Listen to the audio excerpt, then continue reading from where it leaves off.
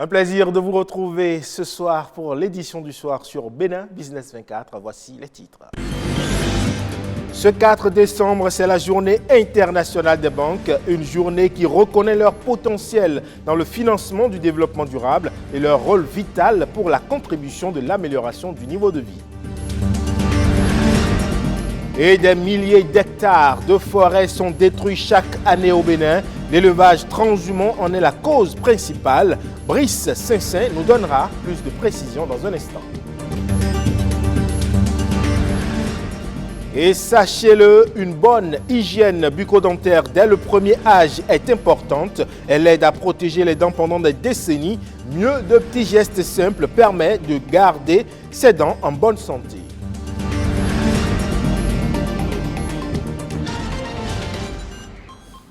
Merci de nous préférer. Cette question banale, à quoi sert une banque? Elle paraît banale et pourtant, elle a tout son sens. Ce 4 décembre, journée internationale des banques. En choisissant ce jour, les Nations Unies veulent mettre l'accent sur le rôle que les banques jouent dans le financement du développement durable, en particulier dans l'éradication de la pauvreté et la réduction des inégalités. Plus de précisions à travers cet élément. Elle se démarque aisément du reste des acteurs économiques. La banque est une institution à vocation dont la fonction est de proposer des services financiers tels que la collecte de l'épargne, la mise à disposition de prêts et la gestion des moyens de paiement. Elle est au cœur du développement économique. En dehors des banques centrales, nous avons 3 types de banques de façon générale. Nous avons les banques de développement. Nous avons des banques d'affaires et des banques commerciales. Donc, il faut dire qu'au Bénin, la plupart des banques qui existent sur la place sont des banques commerciales. On en dénombre plus d'une dizaine, dont les intérêts sont défendus par l'Association professionnelle des banques et établissements financiers du Bénin, la PBEF. Bien d'aspects sont encore à revoir par les banques pour l'ultime satisfaction des clients, dénonce le porte-voix des consommateurs, Robin Akombessi, qui, à de nombreuses occasions par le passé, a saisi la PBF. Lorsque vous prenez l'épargne, en principe, d'après une instruction de la BCEAO, les ouvertures de compte sont gratuites. Mais vous pouvez noter que lorsque vous allez en banque ou dans certaines banques, pour faire des ouvertures de compte épargne, on vous demande de faire un dépôt minimum. Lorsque vous prenez les différents types de services que la banque offre, en principe, je vais parler par exemple des relevés de compte, je vais parler des services qui sont liés à la tenue de compte. Malheureusement, on ne vous explique pas ce que coûte le service au début. Les pratiques liées au service de la dette sont aussi indexées. Les prêts, on vous les dit, c'est à des taux intéressants, mais dans la réalité, lorsque vous allez observer de près, on cumule un certain nombre de taxes, de prélèvements. En ce qui concerne le taux d'intérêt appliqué par la banque, il faut dire que la BCEAO a fixé un seuil, donc c'est encadré. Et le seuil maximum à ne pas excéder, c'est 15% pour la banque. Une banque qui voit ses charges d'exploitation augmenter va forcément faire un taux d'intérêt un peu plus élevé que les autres. Donc, il revient au client, d'accord, de faire un sondage sur le terrain. C'est-à-dire que le client doit s'informer, en fait. C'est surtout ça, en réalité, c'est l'information. À ce propos, justement, le porte-voix des consommateurs revient à la charge. Quand vous allez dans les banques, observez bien, vous allez voir que si ils ont disponible les conditions générales de banque affichées, parce que la loi leur impose ça, c'est fait dans des caractères difficiles à lire. C'est des dispositions qui font écran à la mise à disposition du consommateur d'une information juste et vraie. Pour l'heure, les services bancaires, notamment les crédits bancaires, ne sont accessibles que pour une frange de la population béninoise. Les opérateurs économiques disent avoir du mal à tirer profit des offres des institutions de microfinance qui constituent pourtant une alternative en la matière. Et comme les autres pays, le Bénin est également confronté au phénomène de la déforestation. Des milliers d'hectares de forêts sont détruits chaque année pour diverses raisons. Au nombre de ces causes, l'élevage transhumant. Il constituerait un élément destructeur pour l'environnement. Du moins, c'est ce que nous dit ici Brice Saint-Saint, directeur du laboratoire d'écologie appliquée à l'université d'Abomey-Calavi. L'élevage transhumant est extrêmement destructeur par la surcharge que nous mettons sur certains pâturages. Chaque unité d'aire de pâturage ne peut supporter qu'une charge donnée. Et si cette charge est en excédent, alors vous dépassez la capacité de charge du milieu. Dans ce cas, au lieu d'avoir un pâturage normal qui entretient le fond prairial, vous avez un pâturage destructeur. Vous passez alors au surpâturage et là, automatiquement, vous perdez, vous voyez le fond prairial, vous perdez l'élément premier de la chaîne alimentaire, c'est-à-dire les herbages. Du coup, vous tuez tout. Et là, nous avons déjà des cas palpables au niveau des forêts classées de Mont-Koufé, au niveau des forêts classées de Warimaro, de l'Ouémé supérieur, les Trois-Rivières. Là, il faut une réflexion, un cadrage et revoir si nous pouvons encore rattraper sur ce que j'appelle l'aménagement du territoire. C'est dans l'aménagement du territoire qu'on fait des affectations, qu'on réserve des domaines pour telle ou telle utilisation des terres.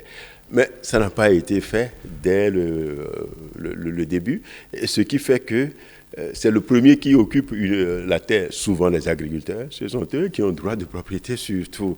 Du coup, l'autre système, secteur économique ou aspect de notre économie primaire, l'élevage quasiment n'a pas de disponibilité dans le partage des terres. Quel type de système d'élevage voulons-nous ? L'actuel système ne peut pas se sédentariser, ce n'est pas possible.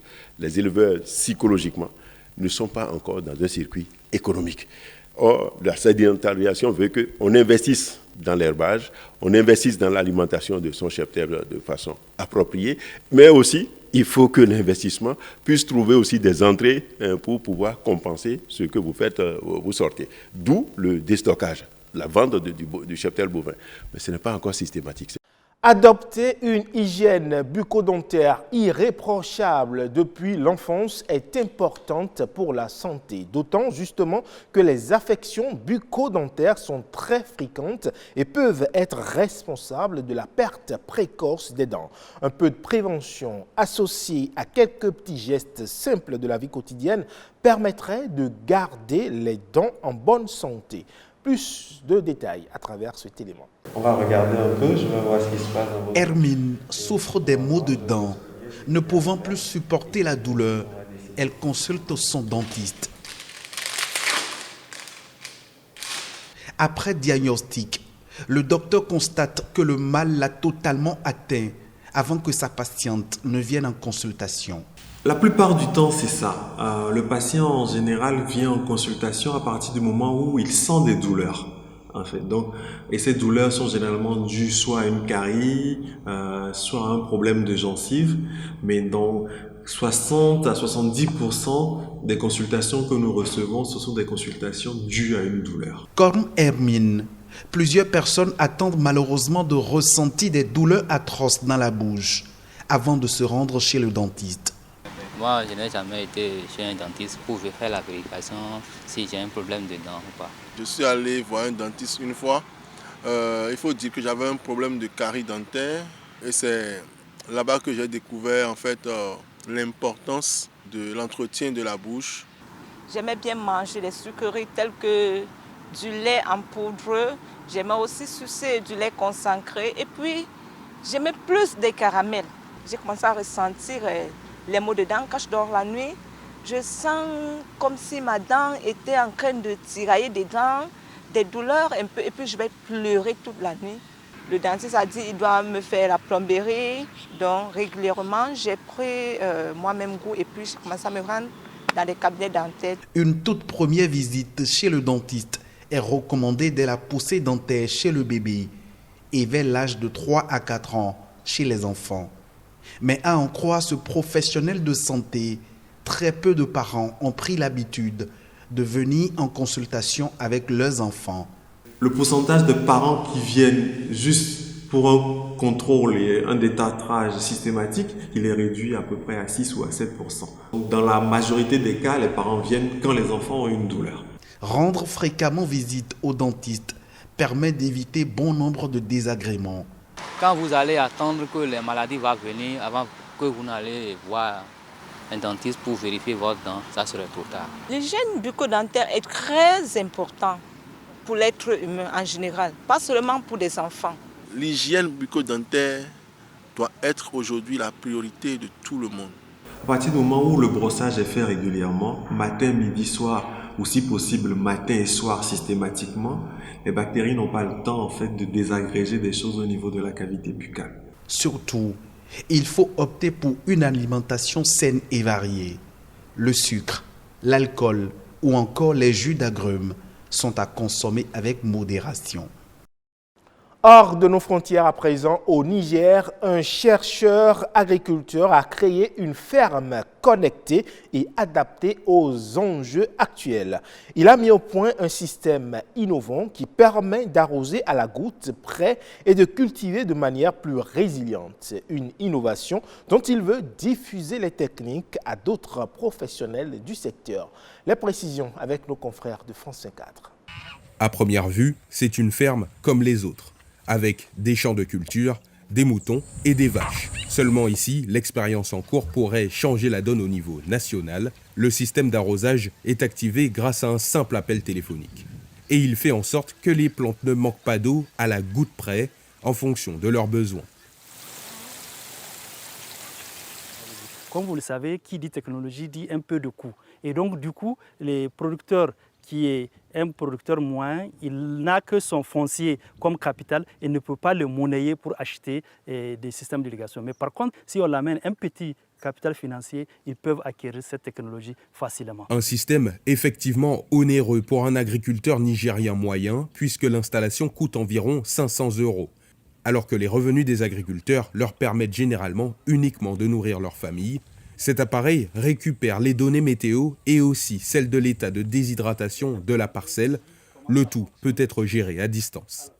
Ici, c'est toute la connectique qui permet d'échanger entre la plante, le fermier et le sol. Ça, c'est d'abord notre station de base ici qui permet de prendre les données et les transvaser. C'est juste un relais qui transvase ça au niveau de notre base de données. Un arrosage automatique et précis qui permet également de réduire la pénibilité au travail des cultivateurs. Une partie des tâches est dès lors supprimée. Avant, on arrosait avec les mains. Maintenant, l'eau coule dès qu'on l'enclenche avec le téléphone. Donc on peut aller faire d'autres tâches pendant ce temps. Avant, on perdait du temps à aller chercher l'eau. Selon les autorités, c'est environ 100 000 hectares de terres arables qui sont perdus au Niger chaque année à cause de la sécheresse. Mais pour beaucoup de défenseurs d'initiatives de ce type, l'État nigérien montre peu d'intérêt pour ces solutions, compliquées à mettre en place dans un contexte d'urgence alimentaire. Ainsi se referme donc cette édition que vous pouvez retrouver sur le www.ortb.bj. Merci à toutes et à tous et bonne fin de semaine.